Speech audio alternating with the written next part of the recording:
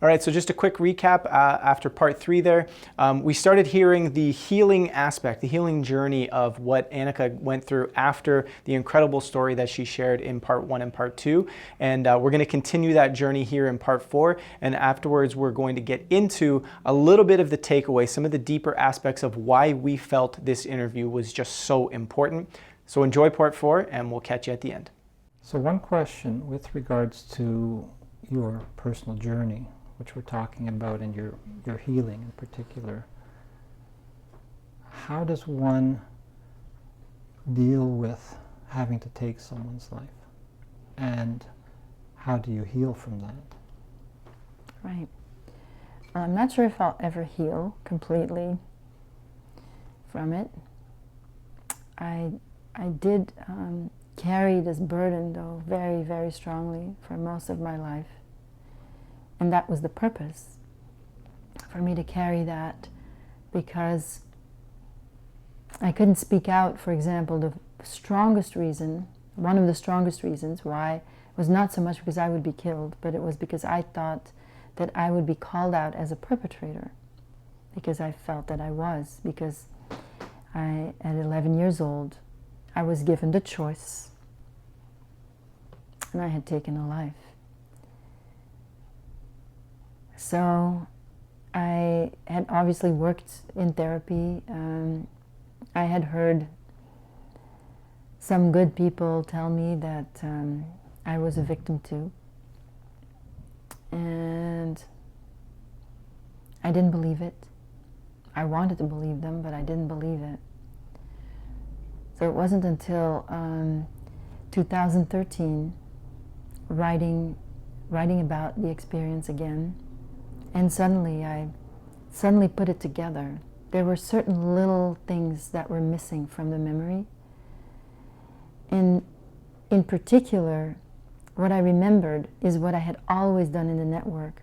That I'd always thought about the way to do the action that I was made to do, that I knew it wasn't a choice. I was made to do it in the way that would cause the least harm. And then in this situation, that least harm meant that I should kill her.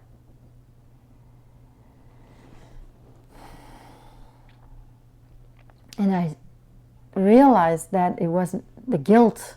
I had a guilt complex. I lived with this vast guilt complex that everything that I ever did or said, I always went back and thought I must have done something wrong in it. So it's not introspection, it's a guilt complex, just constantly going back over every little interaction. I couldn't really function very well because I was always, somebody wouldn't call back and I would worry that I'd done something to upset them, and I would maybe even ask them and they would maybe say, no, not at all, it has nothing to do with you, basically. Yeah. But that just hung over my life like a cloud for most of. So 13, I was, it was right before, I was 49. It was right before my 50th birthday. So from 11 to 49, I had this tremendous guilt complex. And then when I fully understood that, so I had to internally believe it, So once that happened, it was the birth, I call it the birth of self-esteem. Okay. When I knew that it's not my fault. But to take a life, I did that anyway, I went through that action of taking that life. I think of this girl every day. Yeah. I know what she looked like. I haven't felt anything or anything, but I think of her every day, and I am thinking of small ways, rituals to honor the children that were killed in the network.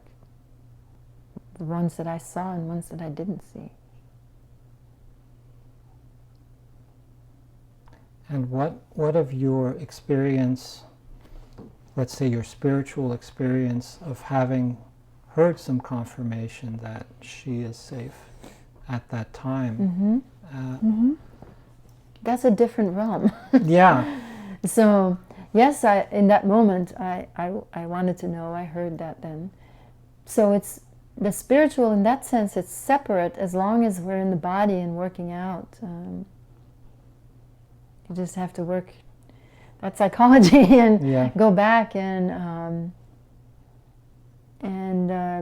really know it by feeling it. Right. So I don't feel guilty today about it. I actually feel that because of that experience, I understand killers. I understand how they would become addicted to that moment. Right. I understand it, and I understand the projection. I understand the So this girl, when I struck, she wasn't that girl at all. So in the biggest sense, you have to dissociate and you have to project onto the victim in order to do what you do. So that had been done to me, but now I was doing it, and so she wasn't that girl at all. She was my mother, and then she was me at the essence of it. I was killing myself. And that insanity is necessary to kill. Whether it's a person or whether it's an animal, usually. To take a life, you have to dissociate. You have to get away, from your feelings of empathy. Right. You have to get in hunter mode, which is the system, kind of hunter-prey mode. Yeah. And in the smallest sense, judgment, victim identification, I was in the place of the victim, and I was really inhabiting that space of my victimization. And it's this victim identification that is the first prerequisite to cause harm. That the moment you think you're the victim, you're actually setting up to harm someone else, because it removes all responsibility from you, Right. and you have no accountability at that moment. And so in the smallest sense, it happens through judgment. And I'm not talking like I'm above all of this, by the way. I'm experiencing this all the time, but I'm always looking at it in the smallest sense, judgment. There's a judgment. I have to, judgment is maybe too different.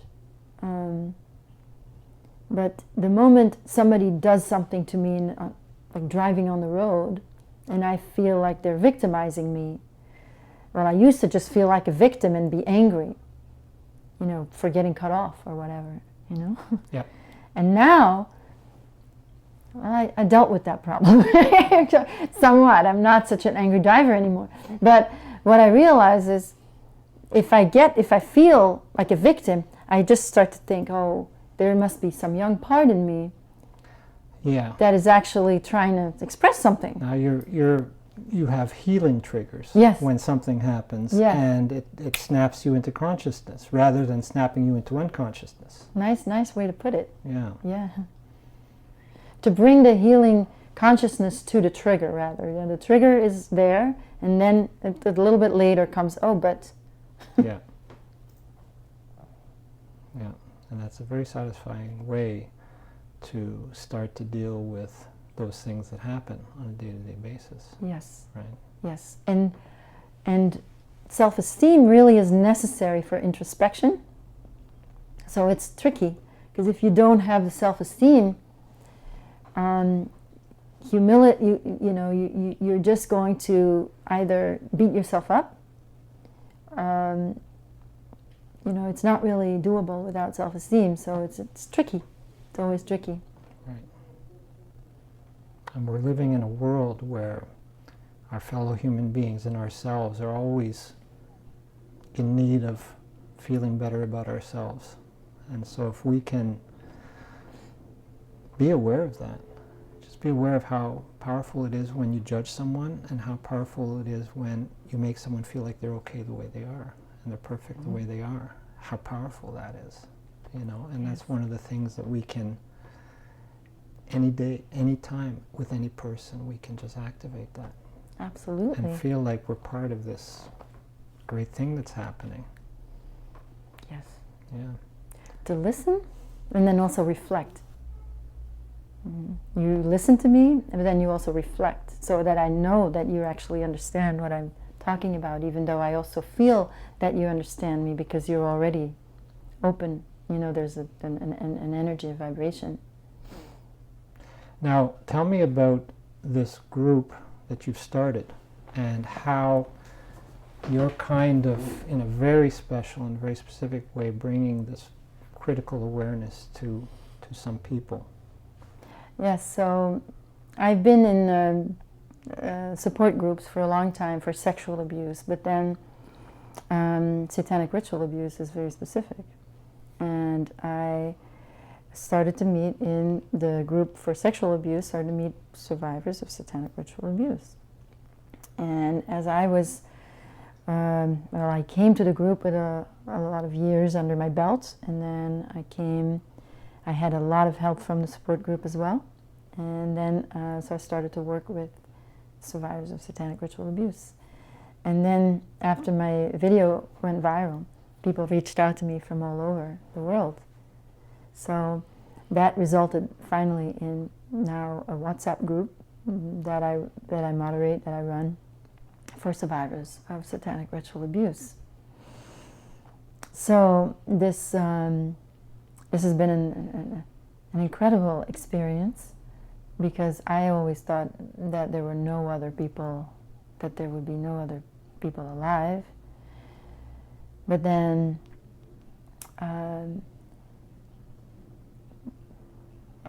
as I was saying before, we were pitted against each other, and we couldn't really befriend anyone, because we couldn't openly befriend anyone, because that got punished, or if we try to protect someone, we got punished for it. Yeah. So now I find that this group, not only the things that are described are as horrific as some of the things that you heard, and worse. You know, there's certain things that I had a relatively short time in the network, right, compared to others. I never got pregnant. I was too young. I was out before I could get pregnant. right. And even in, you know, I haven't, of course, told you everything, but I went through some horrific, horrific things. Well, there are people who've gone through things that, you know, are different, and, you know, so things that you could never dream of. And yet, the vibration of the group, there is this incredible sweetness, first of all, incredible strength, and for each person, I think it's the first one. There are groups of survivors of satanic ritual abuse, but not the specific support format that I know.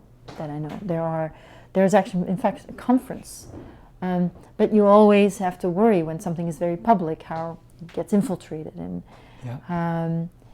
how safe it then is at the end of the day. So I moderate, and there's definitely safety guidelines. And so people get to share, and then get this experience reflected by someone who's been through it. So when people were telling me that it was not my fault because I was made to kill, and they were telling me, no, it was not your fault, well, I didn't believe them. Right. But when I say it to someone who's been through it as a child, and they were made to kill, and they're carrying that, well, I know I've been through it, and I can tell them it was not their fault, and I can go into the specifics, and they can really believe it. Yeah. And to have our experiences, first of all, it tells me most everyone is younger than me. So there are the new generations. So I can tell you that the people currently in power are just as involved in these extremely dark actions as were the people from my generation that, you know, were ruling in the 70s and 80s, world rulers, white men though, only, and certain white women. I'm sure that it happens in other cultures, but not, I never came across anyone from other cultures. And the tactics employed are what we've been through and the specific tortures that we endured, that you would never think anyone could think up. Seems to be just right out of a handbook. It's really quite amazing. We've all been through the same things. And for all of us, we're finding this reflection on this big level for the first time. And there's no one telling us what to do, because we've all been through it. Yeah. And the healing from that, I think, is exponential. Like we heal, I've learned, I've healed. Sometimes I realize things fall into place for me. I understand things from the network perspective that I didn't understand before, or the reason for why a certain torture was done. And it's beautiful. And I'm going to do the same. I'm going to do it. So this is what most precious to me right now. Right. And what is the most amazing thing to me is that everyone there is this understand. It's like we get to now be the children that we wanted to be. We get to help each other, and we get to support each other, and we get to tell each other that we've always been on each other's side. Yeah, yeah. And it's so beautiful. So beautiful. I was going to say that, you know, having had the courage to go through your healing journey and having that giving its own satisfaction, now additionally you're bringing to these other people your experience, your empathy, your compassion, and they're bringing it to me. Right? Yeah, they're yeah, all there, but yeah. So it's a shared sort of journey. Yeah. Where your courage, each person's courage, is being rewarded here, and it's almost like, must be like feeling like you're home. It's like this is completely. You know, yeah. Very much home. And then somebody posted a picture the other day. Oh, it was so funny, of a unicorn looking at an article that says that unicorns don't exist, and here's the proof. Oh, that's how we feel. That's something. So that's done online. It's on the phones, yeah. Mm-hmm. And is that a? I don't know WhatsApp. I know WhatsApp, but that's a messaging, and it's just yeah. A message. So it's small now. It's WhatsApp, but eventually I think it will become a group. Yeah. You know, we have to always consider safety, because when we're going to meet in person, there's always a safety implication. I don't think you can say, well, let's just all meet here. You know, there's this network is dangerous, and we have to be careful. So there's certain safety measures in place for the group. Of course, we never can expect that no one's looking in. Yeah. But we have our ways to stay safe. Great. Okay, so now maybe we can talk about this network. Yeah. In the time we have left, and with the intention of making people more aware of what's going on in the world, and a bit more about, you know, the structure of power in the world. Yeah. And also I'd like to get your sense about, are things changing now, or do you feel things are the same, or do you feel something's changing? Do you feel that their power is starting to slip away, things like that? Well, you said before that we couldn't maybe have had this interview That's 5 years ago. Absolutely right. So things are definitely changing, and for me the change has been so refreshing from 30 years ago, when I couldn't even say that I had been sexually abused, really. Well, no, I could, but it was, you know, the powers that be, especially in the media. You know, I would read so many articles in very well established in magazines that I wanted to very much like, because I was considered, I think I'm more left leaning, because my perpetrators happen to be a lot of right-wing politicians, but they are definitely from both sides. There's no sides when we get up. It's like up versus down, not left versus right. Yeah. So the American perpetrator gave me a good glimpse, because he was a social engineer. He was not himself a politician, but he controlled politicians. Okay. He controlled at least one of the presidents, probably more than one. So social engineer, and maybe people don't quite know what exactly Yeah, that so means. this was someone from one of the families, everyone would recognize their last name. Okay. One of the very, known philanthropic families. So born into it. And social engineer is that he was working very hard. He was working behind the scenes mostly to put out an agenda, a dark agenda that, I don't know the history of it very well, but I'm sure it links, I've heard it links back to the Vatican. That makes a lot of sense. It links back over centuries, and that there is some sense that you can be born into it, or you can try to sort of grow into it and make your way to the top. And that's part of the structure, that the more you rise, the more you have to give up of your integrity, and the more you are definitely going to be bought as you rise. So there is no way to rise to the top without being completely compromised, and the higher you are, the more compromised you are. Right. So the difficulty is for beloved figures. There's like these political figures, very beloved, and you have to start to think about, because they were not there by accident. Mm-hmm. And there is no real democracy. This is being engineered. So the idea that you have any choice when you're voting for two people anyway is just, to me, completely insane. The idea that you can make a difference with voting has been proven so many times to be wrong. Mm. And yet, there's been I've noticed since the shooting in Florida, the high school shooting in Florida, I've noticed a very strong push towards getting everybody to believe in voting again. I don't know if you've noticed, but there's been a lot of messages using children to put those messages out that you should vote. I see them from you time to time. have your power now. through your vote. Yeah. That's been really prevalent. So, because the truth is that you make no difference whatsoever by voting. None. That's not your power. Except that you're saying you're going along with the system. Yes. By voting. You're right? going along with the system by voting. And the system has been set up. It's not a democracy. This is not a democracy. So if, I heard a Hollywood mogul talk about the democracy. It's not a democracy. It's a satanic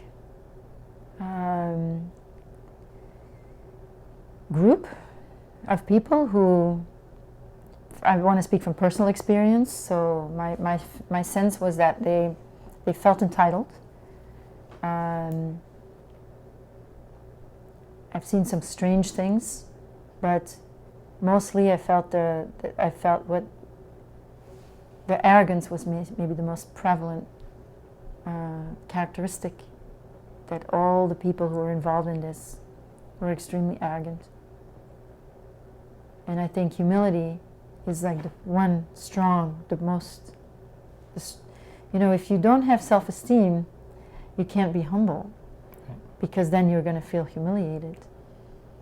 So if you don't have self-esteem, you need to prove. So I know that from experience. So arrogance, again, is like a pointer that you have pain that hasn't been felt, that hasn't been resolved. So these people were the most arrogant, and they felt entitled both by blood, by their birth,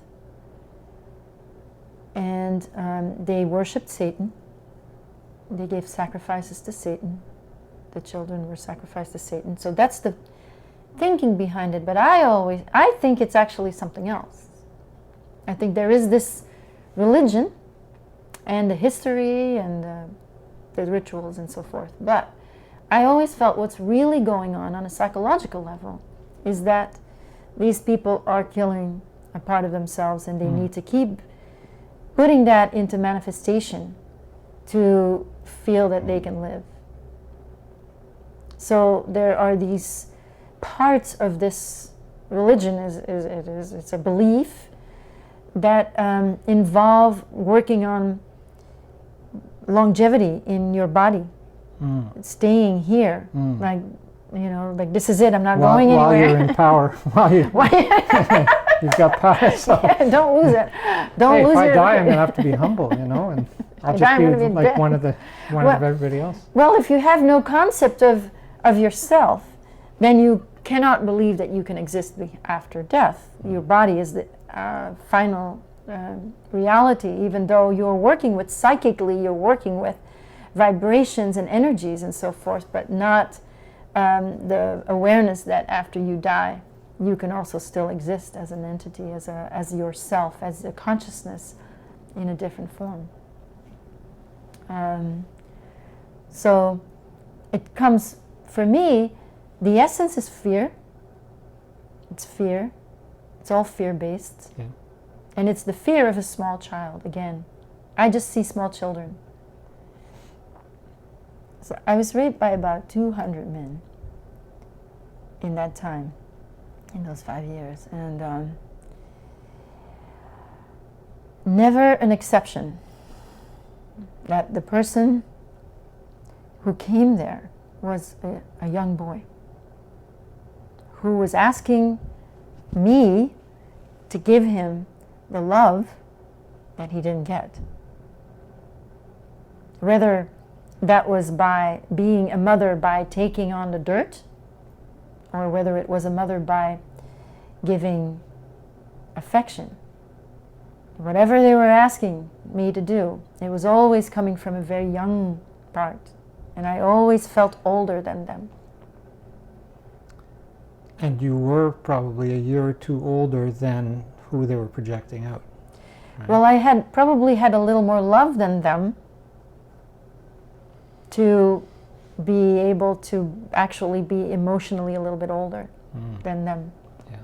Although I was, you know, probably in certain ways much older and in other ways much younger than my age. Obviously, many parts would not have really developed. Right. I have to say, I find it amazing in your story about how you make us understand the child and how prevalent childhood experience, then the nature of seeing things through a child's eyes is so prevalent in this power structure. Yes. It's like ignoring the child. Yeah, like to ignore the child. That's weakness. Ignore the weakness. And it infiltrates everything. I mean, the brainwashing system, so again, if we believe that people in authority can actually make a change, you know, it's naive to think that anyone, to look at the world today and to know what's going on more or less with all the warfare that's going on that we do know about, and then all the warfare that we're not being told about. right. All the suffering that exists, people still dying of hunger for no reason at all. Yeah. The earth being completely exploited to a point of, you know, near extinction of the earth. Like the earth is hurting. And this kind of greed that is at the bottom of this, the greed is like a toddler who wants the toys, right? Who wants all the toys. It's not more than that. Not I mean, more than that. No. No. You're absolutely right. It's not more than that. Because even a 10-year-old would be wiser than that. 10-year-old emotionally. Well, if we put 10-year-olds as leaders of the world, we'd be in better shape. Yes. Yeah. Yes. Who were emotionally their age. Yeah. Yeah. Our leaders are emotionally infantile, but they're very smart, and that actually is trying to balance out for this lack, this, you know, but psychopaths are very sick, and we've all been injected by that sickness. We've all been taught not to feel. Growing up is a lot about not feeling, and the sensitive people, you know, have a hard time, right, in the world, and that's true. Absolutely. But it's actually not true, because the more you feel, the more you're in touch with everything, and so that actually brings great strength in the end. Yeah, no, sure, but as you say, the sensitive people are being told by everything they see and look at that, you know, they don't really fit. Right. Into this They're world. the losers. They're losers. They're not moving up fast enough. Or Bill Gates will say, you don't work hard enough, you know, and you're going to be bad for our society because, you know, we need workers and we need. Well, they need workers. That's what they I mean. need workers. I don't know how many hours a day we really need to work, but that's another thing. That's like we all go to work for Yeah. to feed this hungry beast that is the infantile. Yeah. The infantile little boy that can never be. It's emptiness inside, Yeah. and the emptiness is ignorance. That's ignorance of the self, ignorance of the true nature of the self, which is not physical. So let's talk about what we're noticing about this particular moment in history Yes, in terms of gladly. Things changing. Yes, I'll tell you from, so Yogananda is my teacher, and his guru wrote a little essay about the yugas, which are, Eons of time. yes, but they're not eons actually. That's Okay. the current interpretation of the Hindus is that it's very, very long, but he says that was actually a mistake from the Kali Yuga, from the Dark Ages. So he has a book called The Holy Science that's available from Self-Realization Fellowship. It's a short book. It is a book about comparing scriptures and showing how the physical world comes into manifestation. So it may take a while to wrap your head around it, or to wrap your whole being around it. But the introduction to that little book, The Holy Science, is about the yugas being 24,000-year cycles, with the shortest being the Dark Ages, 1,000 years. And based on the concept of this realm of duality, where everything needs an opposite, that our solar system, also our sun, also has a star that is its opposite. And there is a magnetic center in the universe that we either are drawing towards or moving away from. Right. Whereas the opposite is going the other direction. So according to his calculations, we would be having left the Kali Yuga, which was the Dark Ages, when man was not able to comprehend anything but matter. And this has given rise to all the discoveries, this electricity and so forth, and 1700. And then those years, so in the spiritual sense, it is that we've entered this new age, and that this new age is an age of higher awareness, and an age where selfishness has no place. The matter-bound self is that little boy, you know, who has only his own body and nothing but the physical reality, whereas we know that that's not all there is, that there's... So to go back to the unity of humankind, that it's time to unite as human beings, and to move out of this sort of mastodont of an old power structure, which is just trying to hold on and kind of gripping right now, I think a lot of the shifts that we're seeing, a lot of the more and more is being revealed. Yeah. More and more of the warfare is also being revealed. And I think this is a momentous time, because if there is this possibility, not to fearmonger, but I think there is this possibility that if we don't wake up, that things have to just get a lot worse. That people will have to literally be smacked down to the ground and suffer great, great losses to get back to the essence of what life is all about. Yeah.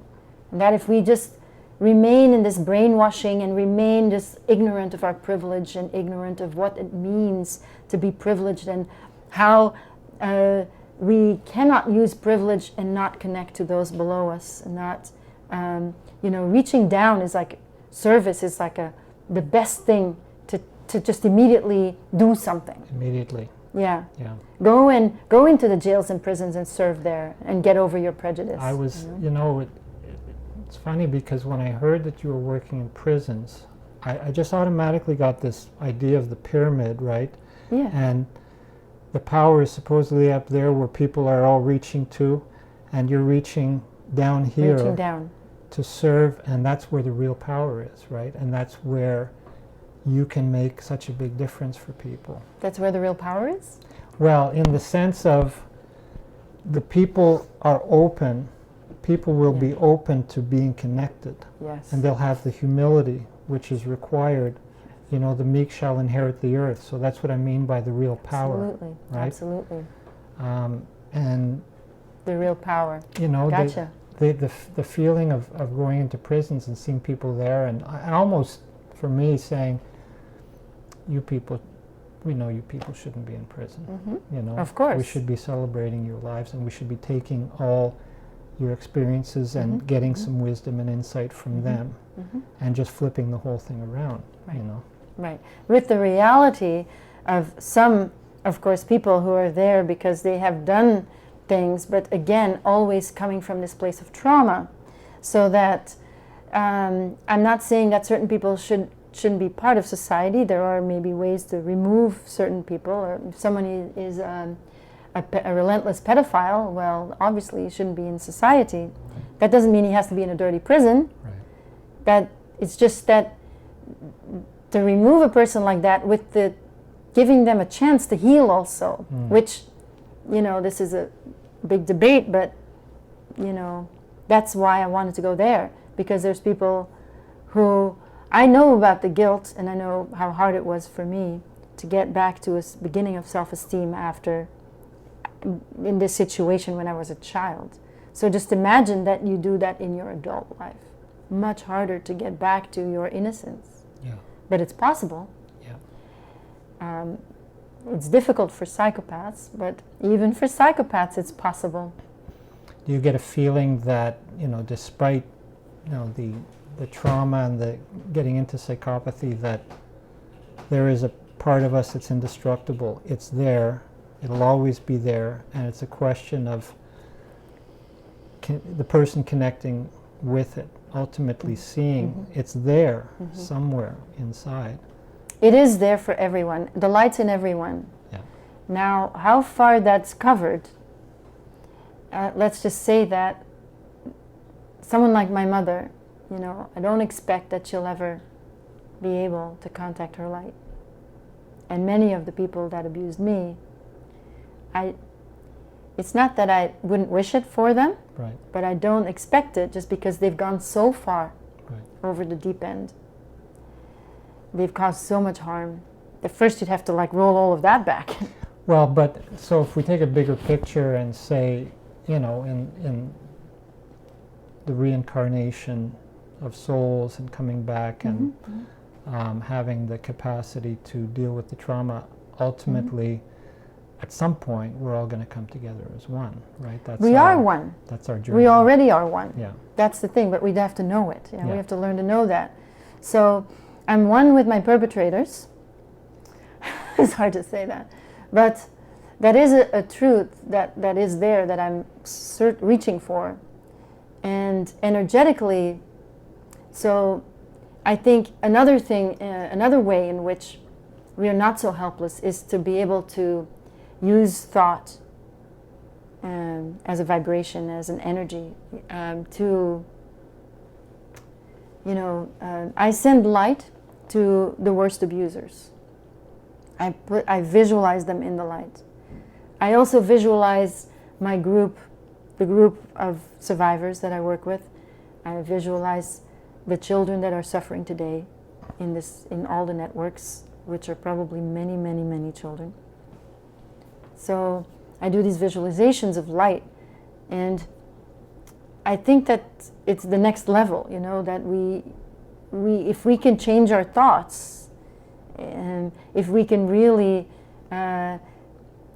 recognize that everyone has light in them, even if we can't see it, and even if they can't see it, even if they can never access it, that it's there.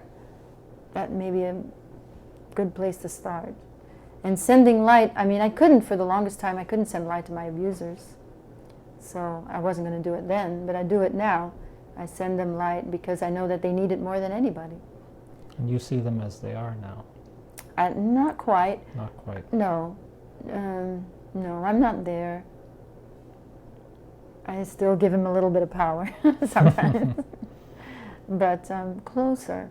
Yeah, well, that's the healing journey, right? Yeah. And you've come a long way. I've come somewhere. So I want to thank you so much for speaking with me today and speaking to our audience today. And I think what you have to say is been of great value, is going to continue to be of great value, and I wish you all the best. Thank you. Thank you so much. Well, I want to thank you for coming here and for being thorough and serious and valuing my voice and my story. It's my pleasure. Okay, so that is the conclusion of probably what may be one of the most fascinating and intense and gripping sort of stories that has just so much in there to take away from it, from a real life point of view, but then also from a consciousness point of view, where we begin to understand, like, wow, how does someone that has gone through something so intense and so, I guess you could say, painful? Really, that's really what this is. Not to get into a comparative analysis, but when you imagine, someone having to go through that at a young age, having to be a child sex slave, having to be faced with almost being killed yourself, and then at the same time being asked to kill somebody. It's really, really, really intense, and it's something that is very, very difficult to come back from, not to say that it's not possible. And this is why this was so important to us to share, because what we were showing here was that if you notice in Anneke's testimony and her whole story here, she is not at a place of victimhood. She is not at a place of, she's in fear, or she's not at a place where she wants revenge. She's at a place where she understands and is able to share and has processed and has come to a state of peace with understanding the role that all of these things in her life has played, and really what this plays for humanity as a whole, and how this cabal, these people, these elite that are in power, are really empowered for a specific role and a specific reason, in providing we take our power back. We don't give them so much anger, we don't give them so much aggression and wanting revenge. We actually take the power away from them that they actually require, that fuels their existence to begin with. And when she shared that was like a moment. I remember I was almost in tears hearing it, because for someone to be having gone through the journey that she had gone through, and yet still getting to that point, it opens up the door in a deep, deep, deep, deep way for us all to recognize, no matter what we've been through in our lives, we have the capability, we have the ability within ourselves to truly overcome the challenges and the stuff that's there. And this leads so deeply into a lot of the conversations that are coming forward today, where we're learning about things that are happening in our world, some of the darker aspects of humanity, and in many ways, we want to stay in victimhood. But we know deep down that that's not going to lead us anywhere but continuing to have suffering, right? And Anneke is an incredible amount, in my opinion, of proof when we start looking at that. Her story is incredible. And the work she's doing now is she's taking what she's gone through and the journey of actually overcoming these traumas, and she's teaching this to other people in prisons and other people who have gone through this sort of stuff through her yoga practice and through her one-on-one work. And this is incredibly important, because this is where we truly realize that change starts within. And when we change ourselves from within, from the inside, you'll notice that these feelings of aggression and revenge and wanting all this aggressive justice all the time and wanting people to burn and all these different things is coming from a state of consciousness, a state within ourselves that is actually fueling this system and is fueling the world that we have out there that doesn't resonate with us on a deep level. So what we really need to do as we process this stuff, and again, the value of being able to go through a story like this, is to understand how powerful we truly are when we begin to process what it is that we feel, what it is that we go through, and when we move through these traumas to a point where we actually can get to a state of peace within ourselves. So once again, if the remainder of this story has brought anything up, has challenged any aspect of ourselves, or is bringing forth certain emotions, by all means, check out the meditation that we had in part 2 once again, because this is truly, truly how we're going to move through some of the challenging aspects of this story. And this story here, we invite you to share it. This is going to be available for anybody to share via email there, because we really think that this story has the power to shift consciousness in a way that allows us to see what we are truly capable of and what is possible, regardless of what it is that we go through. So I just want to say thanks again to Anneke for allowing us to share her story and for sharing